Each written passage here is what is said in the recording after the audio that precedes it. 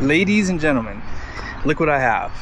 I have never done a MPG and performance test comparing this new Cummins and 8-speed against Ford's PowerStroke high output and 10-speed. I'm really excited today. Like, I could not sleep last night because I knew I was doing this video. It was on my list to do, and here we are. I borrowed these trucks from Garff Automotive here in West Valley, Utah. If you would like to purchase a truck, be sure to text the numbers below for either the Ram or the Ford. When you do come in, I appreciate you guys actually coming in and buying from this dealer, but be sure to ask for the guys down below because that really does help me out a ton. Let's go ahead and drive the Ram first because I want this to set the stage today. The very first thing I noticed when I got on this road coming out of the dealership is how stiff the Rams are. I cannot wait to drive the Ford truck right after this because it's been a long time since I've done this comparison where I drive them back to back. But regardless of it, man, they fixed the Cummins. I said that when I first drove this truck back in 2025. I said they fixed it. And really where they fixed it was when you're starting from zero, because you don't have that hesitation and that stumble that you had with the Eisen. So this CF 8-speed really fixed this truck. And all I will say is Ram is definitely the stiffer riding pickup. Now this does have air suspension, so once you're getting on the highway, you're cruising, you hit bumps. Let's see. Oh, when you hit bumps, this has air suspension, so it really does help quite a bit for comfort. But when you're at low speeds, those airbags do nothing for this truck, and it's a little stiff. It might even make it a little stiffer compared to not having them, just being completely honest with you guys. But overall, I would say a little bit of sway. This is a mega cab here. Brake feel, I think Ram trucks really have the best brakes for sure. I like the way they feel. They're not touchy, and you really don't have to give too much input still. Like you just give it about 20% and you can really feel the bite on the brakes for sure. I would say the cab size, this is, I mean, my seat's all the way back. I would like to even go back a little bit further than this, but you guys know these cabs are the smallest in the segment, but the mega cab does give you a little bit more comfort for your rear occupants. It just doesn't help you for the front. Let's go ahead and drive that Ford truck next. Ford trucks are a little bit softer right out of the gate. You can clearly tell. And I will say too, their seats are also softer. Ram would be a good in-between GM and Ford. I would say that Ram is definitely stiffer than this, but not as stiff as the GM trucks. Both trucks have great seats though. I mean, this one doesn't have like the ultimate package. It doesn't have the tilt headrest, things like that. But apart from that, I mean, this truck is very comfortable.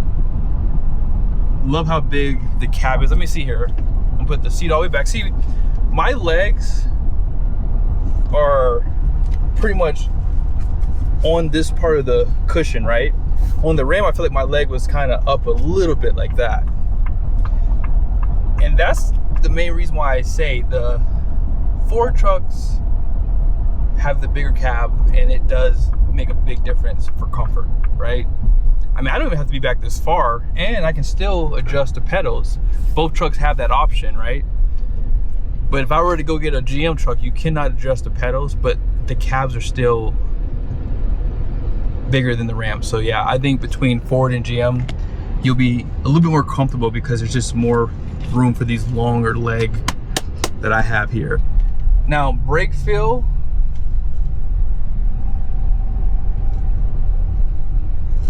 you have to give it a little bit more input, but it's not bad. They're not touchy. Now, if you get a gas engine, they can be touchy sometimes, but for the diesels, I've noted that they don't have touch brakes compared to the gas engines. As far as, I mean, these trucks, they got a lot of sway. I mean, they're heavy and they're just not that great when it comes down to handling, but overall, it's not a bad truck. I love Ram's new mirrors, and you guys know they have the best mirrors in the business simply because you can power the top and bottom convex. That's number one, but number two is you don't have to flip them up anymore. So they definitely did do a great job with these mirrors. Now, I'm at 65 miles an hour. In the past, I'd probably be going about 1,700 RPM. Right now, I'm going about maybe 1,500 RPM. I forgot my Banks power gauge at the house, and I apologize. I should have had that for this test. So it's all good though. Now let's go ahead and get up to 75 miles an hour because I want to show you guys where we are there too. So at 75 miles an hour, it did have to drop down. Oh no, actually no, it's still in 8th gear. I'm sorry, it's still in 8th gear. And now we're about 1,700 RPM. So in the past, you had a 373 rear with the 6-speed, and this is pretty much where you would be at 65 miles an hour, about 1,800. Now you can go 75 miles an hour and be there with this new configuration. So overall, as far as the noise goes, there's not a lot of noise in the cab either. But I have to report the sway is definitely there. Let's go ahead and see some temperatures too. So here's some temperatures. 176 for the engine oil. Oil pressure's at 38 psi. Here's some of your boost. And here's your coolant and transmission. That's one thing I like about the Ram trucks. The transmission will never get hot compared to the competition. Let's go ahead and jump over to that Ford. In the comment section, if you've had both trucks, which mirrors do you like better? Do you like the Ford or the Ram's new mirrors? I know some of you guys have had a chance to probably test out both. Ford has had these for a long time, and these are great mirrors for sure. Now let's go ahead and put it in cruise control. I want to show you guys the RPM. You guys see right there? Even with the 355, we're still probably about 1,500. And if we decide to go ahead and get up to 75 miles an hour, let's go ahead and try it. It's still sitting in 10th gear. And that's what's nice about these deeper gear transmissions. They don't have to downshift, downshift, downshift all the time. So you do a lot better for the temperature for these. Now we're right at around 1,600 RPM on this one. Now it could be because of the extra 2 gears, which is why this has a lower RPM versus that 8-speed and that Ram. So that's interesting. Now let's go ahead and check out some of those temperatures here. I like that both of these trucks give you all these gauges too. So right here, you guys see 187 for coolant, 131 for the transmission. Like I said, I've driven these trucks the exact same so far. At this point, this is where I showed you on the Ram. 132 versus what was 109, and then the engine oil temp's 186. So the Ford trucks do run a little bit hotter, and that's what I like about the Ram. I mean, I know people will try to go to bat for higher temperatures, but I'm sorry, you're not gonna sell me on higher temperatures. I don't know why the Ram trucks can run at such lower temps, but every truck I've ever been inside of, I've towed with, even with the Banks iDash, I've been able to see the temperatures, and I'm telling you, the Ram trucks are always a little bit cooler. Here are the numbers on the door.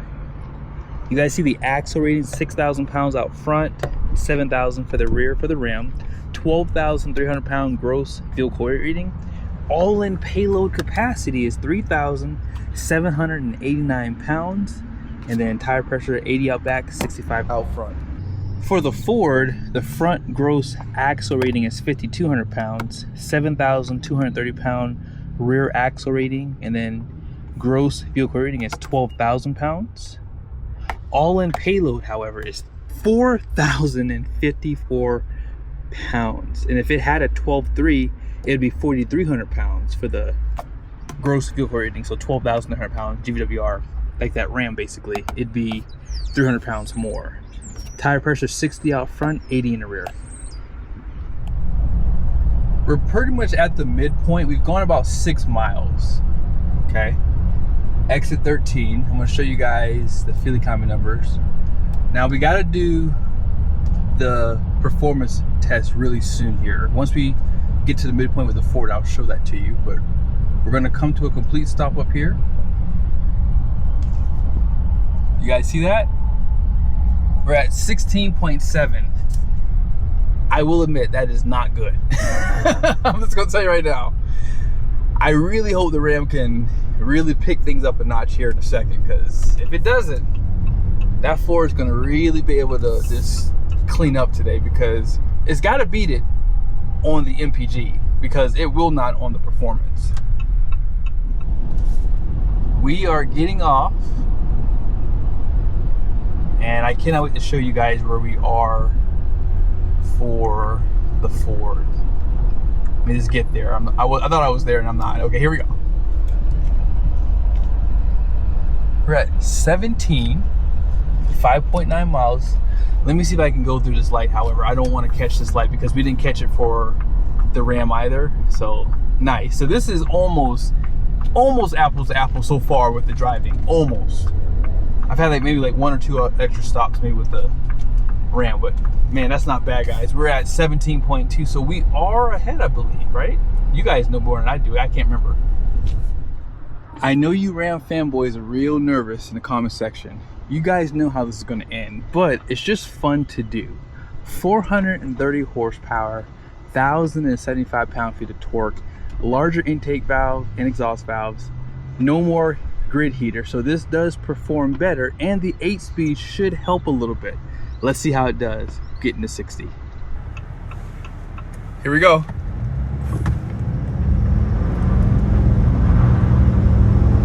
$30, $60,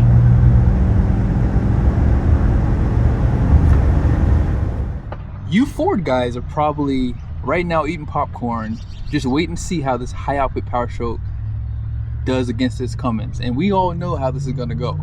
500 horsepower, 1,200 pound-feet of torque, and you have lower gear, which is not available for that Ram behind me. Let's see how this truck does getting to 60 miles an hour. All right, here we go. 30, 60,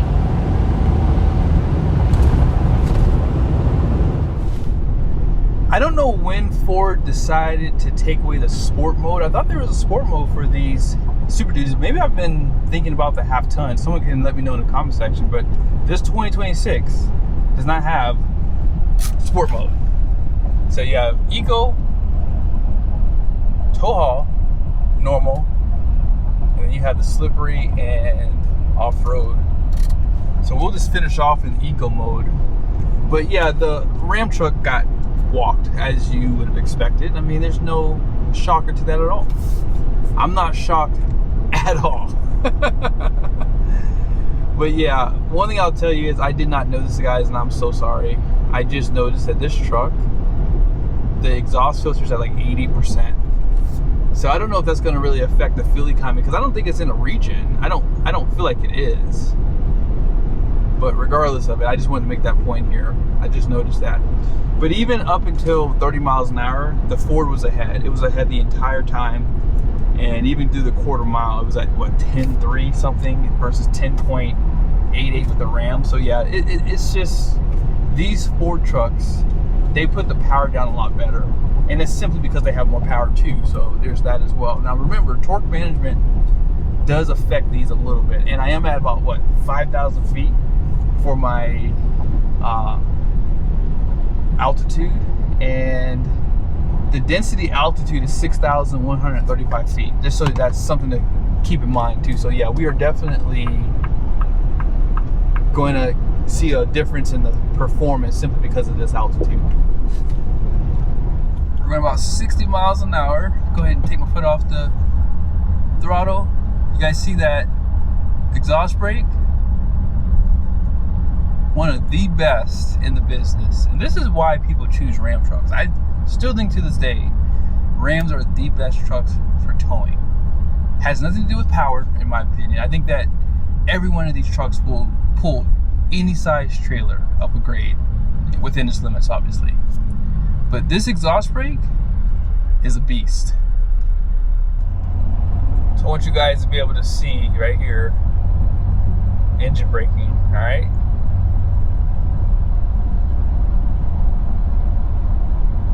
You can definitely feel it. That's what's nice about these Fords. They fixed the exhaust brake from the 2022 and earlier pickup trucks, but it's still not on the level of the Ram trucks. It is good though. It's definitely good. It passes my test at least. Now really quick, it is about 70 degrees today. I figured I'd make that point in this video, and it's very windy. You can probably hear the wind right now. So this is the perfect temperature for the best fuel economy, and I would say even for performance. But yeah, it's always windy here in Utah, and that's just something that we have to fight sometimes when we're doing these tests. So just keep that in mind when you see the numbers for both trucks at the end here. All right, so we're gonna make this the end point. You guys see right there? We're at 17.3 MPG, 12.7 miles driven, and they do show 15 minutes and 45 seconds of drive time. Let's see what it is for that Ford. We are at 17.5 MPG, 12.5 miles driven at 16 minutes and 7 seconds. So all in all, this truck definitely won today because I think it's probably in a regen. It doesn't show you that you are. I wish that these trucks would tell you, hey, you're in an active regen. I know the Mercedes Sprinters do it. Why can't, I don't know, never mind. That's another video for another day. Let me clarify that. I do know that the Ram trucks will show you a screen when you're in an active regen. I can't speak for Ford, and I know that GM trucks do not tell you. The only way you know in a GM truck is if you look at the instant miles per gallon. When it goes up to 99, that means it's not doing an active regen if you're just coasting down the highway at 60 miles an hour. But if it doesn't go to 99, if it only goes up to like 50 or 30, that means it's doing an active regen. So I'm not sure if Fords tell you. But apart from that, Ford won this today.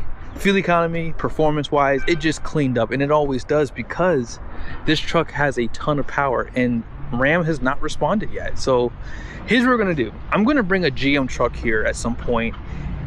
The Ram lost, it's last place. So now we gotta put this up against the GM truck to see how it does against the Ford truck. So I hope you guys enjoyed this video. Be sure to support this content, share it.